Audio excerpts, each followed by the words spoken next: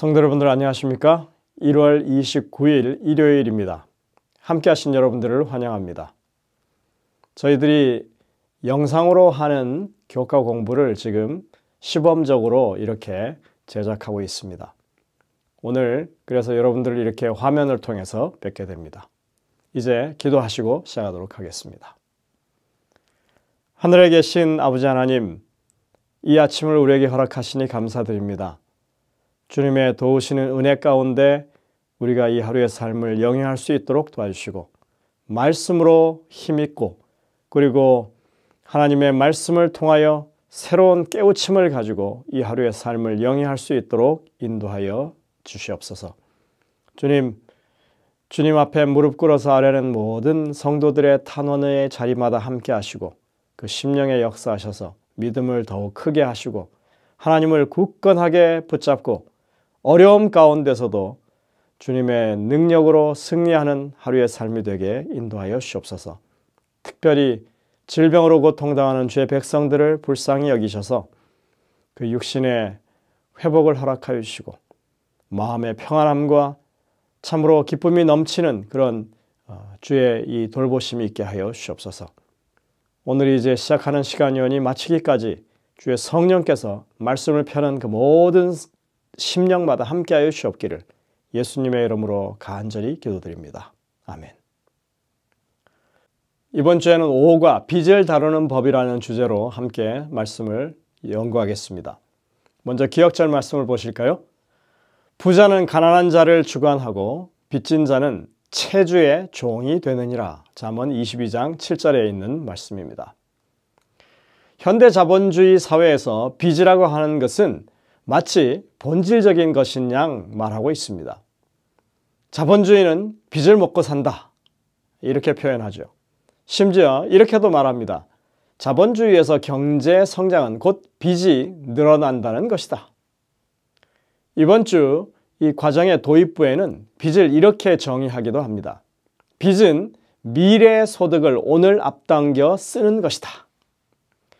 내일 쓸 것을 오늘 조금 앞당겨 쓰는 것, 가능한 일이죠. 하지만 내일의 소득이 보장되지 않을 경우에 빚은 결국 미래를 좀먹는 자의 행위가 될 수가 있습니다.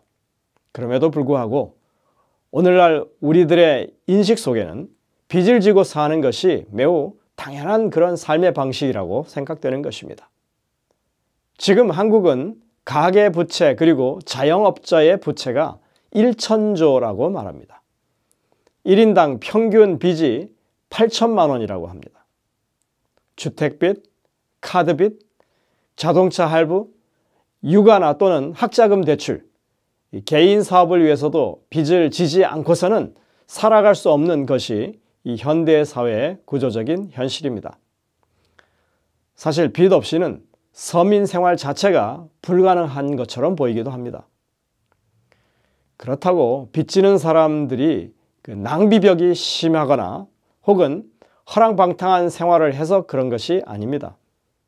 빚지는 사람들 대부분은 가난에 대물림을 하는 서민들입니다. 빚에 쪼들리는 사람들 사이에서 그래서 나오는 말이 살려고 일하는 건지 빚을 갚으려고 일하는 건지 모르겠다, 그런 말이 나오고 있습니다. 이 새벽기도 시간에 빚 얘기를 하는 것이 너무 좀 현실적인 얘기라서 어울리지 않는 듯이 보입니다. 그러나 우리의 말씀 묵상은 삶의 현실을 외면하지 않습니다. 이런 각박한 현실 속에서 우리가 어떤 생각, 어떤 기도, 어떤 행동을 취할 것인지 깊이 생각하는 그런 시간이 되기를 바라면서 오늘 말씀을 저희가 드리고 있습니다. 성경은 그리스도인들에게는 빚지는 것이 당연한 것이 되어서는 안 된다고 말하고 있습니다. 성경은 직접적으로 빚을 지지 말라고 얘기합니다. 성경에는 빚에 관한 권면이 적어도 26번 등장하는데 모두 빚에 대해서 부정적으로 이야기합니다. 돈을 빌리는 것은 죄가 아닙니다. 하지만 그러는 것이 결국에 나쁜 결과를 초래한다고 성경은 이야기하려는 것입니다. 빚지는 일에 대해서 부정적임에도 오늘날 그리스도인들은 빚 문제가 일상생활 속에 배어 있기 때문에 그래서 이 문제에 대해서 그렇게 딱 떨어지는 답을 말하기가 어려울 수 있습니다. 재정적인 의무에 관한 이야기를 하면서 바울은 이렇게 권면합니다.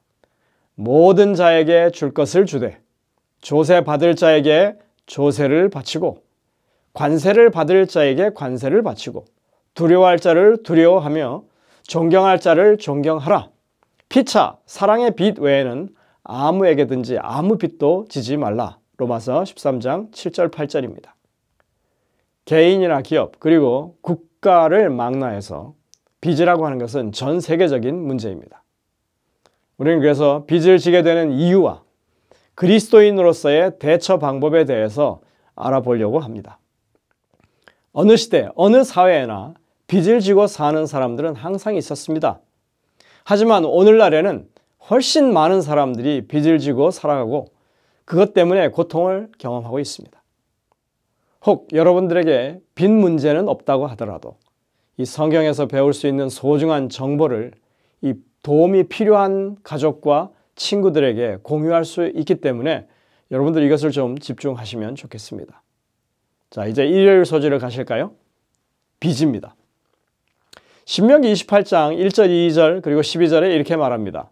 내가 내 하나님 여호와의 말씀을 삼가 듣고 내가 오늘 내게 명령하는 그의 모든 명령을 지켜 행하면 내 하나님 여호와께서 너를 세계 모든 민족 위에 뛰어나게 하실 것이라. 내가 내 하나님 여호와의 말씀을 청종하면 이 모든 복이 내게 임하며 내게 이르리니 여호와께서 너를 위하여 하늘의 아름다운 보고를 여시사 내 땅에 때를 따라 비를 내리시고 내 손으로 하는 모든 일에 복을 주시리니 내가 많은 민족에게 꾸어줄지라도 너는 꾸이지 아니할 것이다. 빚과 관련해서 하나님께서 당신의 자녀들에게 갖고 계신 이상적인 모습은 꾸기보다는 꾸어주는 입장에 있는 것으로 보여집니다. 우리 모두가 가진 재산이 넉넉해가지고 필요한 사람들에게 꾸어줄 수 있다면 얼마나 좋겠습니까? 그러나 현실은 그렇지 않습니다. 어떻게 하면 이처럼 하나님의 이상을 실현할 수 있겠는지 여러분들이 한번 안교 시간에 토의를 해보시면 좋겠습니다. 비록 이 구절의 배경이 우리가 처한 상황과 똑같지는 않을지라도 우리 삶에 적용할 만한 원칙들을 우리가 생각해 봄직한 것입니다. 연구에 의하면 일반적으로 사람들이 재정적인 어려움을 겪게 되는 세 가지 주요 원인이 있다고 합니다. 그것을 순서대로 소개하면 이렇습니다. 첫째는 무지함 때문입니다.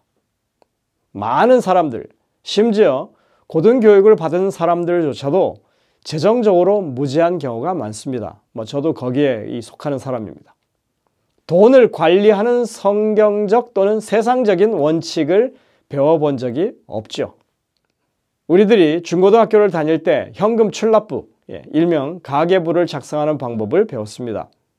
한 달 동안 얼마만큼의 돈이 들어오고 얼마만큼 나갔는지를 기록으로 남기는 것입니다. 그렇게 하면 자연스럽게 돈 관리에 대한 개념이 생기게 됩니다. 게다가 본인의 소비 패턴도 분석해낼 수 있습니다. 이유 없이 새어나가는 돈이 있는지, 이자 비율이 큰 부채를 어떻게 줄일 수 있을 것인지 그런 걸 파악할 수 있습니다. 이렇게 해서 재정 관리를 시작하게 되면 여러분들 아직은 희망이 있는 것입니다.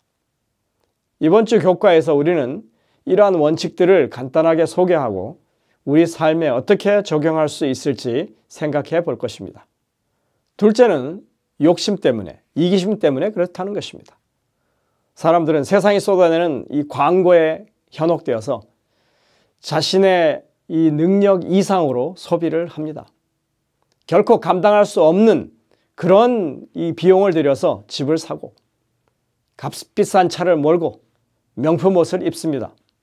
이렇게 경우에 맞지 않게 사는 사람들의 대부분은 하나님께 11조를 바칠 여력이 결코 없을 수밖에 없는 것입니다.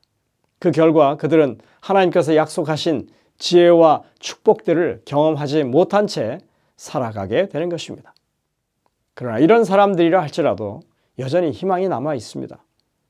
그런데 우선 그런 사람들에게는 마음의 변화가 필요합니다. 가진 것에 만족하는 마음을 가져야 한다는 것입니다.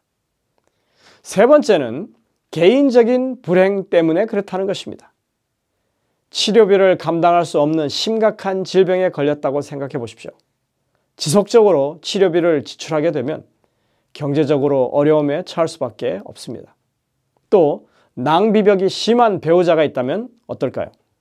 아무리 벌어도 밑빠진 독에 물 붓는 격이 되는 것입니다. 그리고 우리는 사고와 재해로 인해서 가진 모든 것을 한꺼번에 잃을 수도 있습니다. 아니면 애초에 너무나도 어려운 형편의 가정에서 태어났을 수도 있습니다. 요즘은 이 태생적인 빈곤을 가리켜서 흙수저라고 부르죠. 이런 경우에는 가난이 대물림되는 그런 상황을 겪을 수밖에 없는 것입니다. 그러나 이러한 상황에 처한 사람들이라 할지라도 여전히 희망이 있습니다. 비록 다른 사람들보다 어려운 상황에 처했더라도 그들의 문제 또한 극복될 수 있는 것입니다. 믿음 안에서 친구들의 도움을 받을 수도 있고 하나님을 경외하는 상담자의 조력이나 그리고 도움을 받을 수도 있습니다. 적절한 교육을 받고 개인적인 회색 노력을 기울이는 것에 최선을 다하게 된다면 그리고 무엇보다도 하나님의 섭리와 축복을 통해서 상황의 변화를 경험할 수 있다고 하는 것입니다. 이유가 무엇이든 간에 심지어 그것이 자신의 잘못으로 인한 것이라 할지라도 빚으로 인한 문제를 완화시킬 수 있습니다. 하지만 빚을 가진 사람들은 무엇보다도 그들의 삶의 방식과 소비 습관 그리고 재정적 우선순위에 뭔가 이 생각의 변화를 가져야 한다고 하는 것입니다. 디모데전서 6장 6절부터 9절에 이렇게 말씀하고 있습니다. 그러나 자족하는 마음이 있으면 경건은 큰 이익이 되느니라. 우리가 세상에 아무것도 가지고 온 것이 없으니 또한 아무것도 가지고 가지 못하리니 우리가 먹을 것과 입을 것이 있은즉 족한 줄로 알 것이니라. 부하려 하는 자들은 시험과 올무와 여러 가지 어리석고 해로운 욕심에 떨어지나니 곧 사람으로 파멸과 멸망에 빠지게 하는 것이라. 이 사실 빚 문제는 너무나 다양한 원인에서 비롯되기 때문에 한두 가지 방책으로 해결될 수 있는 것이 아니죠. 우리는 어쩌면 기초적인 원론만 다룰 수도 있습니다. 어찌됐건 간에 문제를 해결하는 데 있어서 가장 중요한 시작은 우리의 마음의 결단이라고 하는 것입니다. 바울은 우리의 마음에서 과도한 욕심을 버리라고 권고합니다. 자족하는 마음이라고 하는 것은 스스로 만족하는 것이죠. 마음의 이 평정을 가지는 것입니다. 여유를 잃지 않는 이런 것을 의미하는 말입니다. 우리는 빚 문제를 다루기에 앞서서 먼저 하나님을 전적으로 신뢰하는 마음으로 그것을 시작해야 하는 것입니다. 빚을 줄이고 악순환되는 고통을 경감시키는 일에 가장 먼저 해야 할 일은 우리가 하나님의 도우심 가운데에서 이 일을 잘 해결해 갈 수 있다고 하는 것입니다. 엘렌 화이트는 빚을 졌다면 가장 우선적으로 그것을 갚기 위해서 진지한 노력을 기울여야 한다고 권면합니다. 이것은 하나님의 백성의 정직함과 직결되는 문제로 보는 것입니다. 하나님을 믿는다면, 하나님의 도우심을 신뢰한다면 궁핍을 각오하고서라도 그 일을 먼저 해결할 의지를 가져야 한다는 것입니다. 영감의 교훈에 보면 이렇게 말합니다. 어떤 긴박한 필요를 해결하기 위해서 돈을 빌린 다음 그 부채를 갚기 위해서는 아무런 계산도 하지 않는 습관은 그것이 아무리 보편적인 것이라 해도 퇴폐적인 것입니다. 주께서는 진리를 믿는 모든 사람이 자기를 기만하는 이러한 습관에서부터 돌아서기를 원하십니다. 그들은 부정직한 행동을 하기보다는 차라리 궁핍을 견디는 편을 선택해야 할 것입니다. 청지기에 보내는 기별 255쪽입니다. 정말 이러한 마음의 확고한 결심을 할 수 있도록 또 하나님이 우리를 도우실 수 있다고 하는 믿음을 가질 수 있도록 하나님께 오늘 이 시간 간구하게 되시길 간절히 바랍니다. 기도하시겠습니다.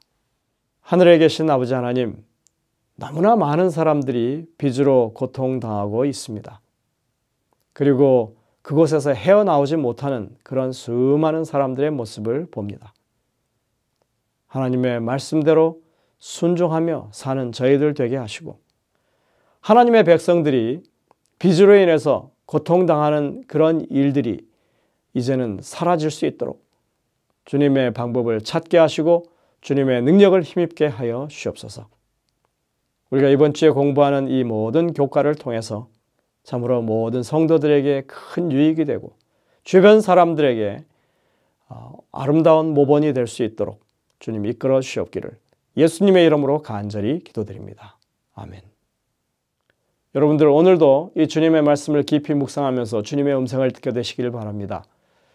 이제 개인적으로 기도하는 시간을 갖도록 하겠습니다. 저희들은 내일 다시 뵙겠습니다.